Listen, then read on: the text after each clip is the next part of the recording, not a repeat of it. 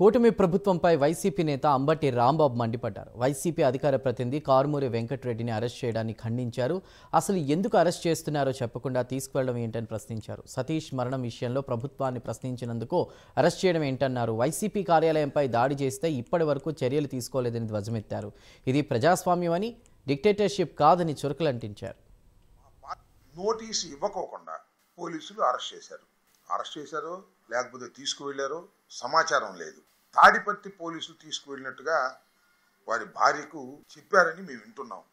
ఎందుకు అరెస్ట్ చేశారు, దేనికోసం అరెస్ట్ చేశారు, వివరంగా చెప్పవలసినటువంటి బాధ్యత పోలీసు యంత్రాంగానికి ఉంటుంది. కారుమూరి వెంకటరెడ్డి అనే వ్యక్తి మా పార్టీ అధికార ప్రతినిధి. అనేక టీవీల్లో పార్టీ అభిప్రాయాలను, తన అభిప్రాయాలను చాలా స్పష్టంగా చెప్పేటటువంటి వ్యక్తి.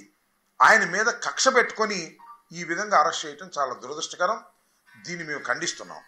ఎక్కడున్నాడు, ఎప్పుడు హాజరుపరుస్తారు, ఎందుకు అరెస్ట్ చేశారు పోలీసులకు ఉందని నేను భావిస్తున్నాను. ఒక రాజకీయ పార్టీలో ఉన్నటువంటి స్పోక్స్ పర్సన్ని దారుణంగా తీసుకువెళ్లి సమాచారం కూడా ఇవ్వకోకుండా చేస్తున్నారంటే ఇది మానవ హక్కులకు వ్యతిరేకం అవునా కాదా అని ఈ సందర్భంగా నేను చెప్పదలుచుకున్నా. ఆ పరకామణి కేసులో ఒక సిఐ గారు చనిపోయారు. రైలులో వస్తుండగా, సిబిఐ ముందు హాజరు కావడానికి వస్తుండగా, సిట్ ముందు హాజరు కావడానికి వస్తుండగా ఆయన చనిపోయాడు. అది ఆత్మహత్యో, హత్యో, యాక్సిడెంటో ఏంటో ఇంతవరకు తెలియదు. ఆ నేరస్తుని ఇంతవరకు పట్టుకోవాలా.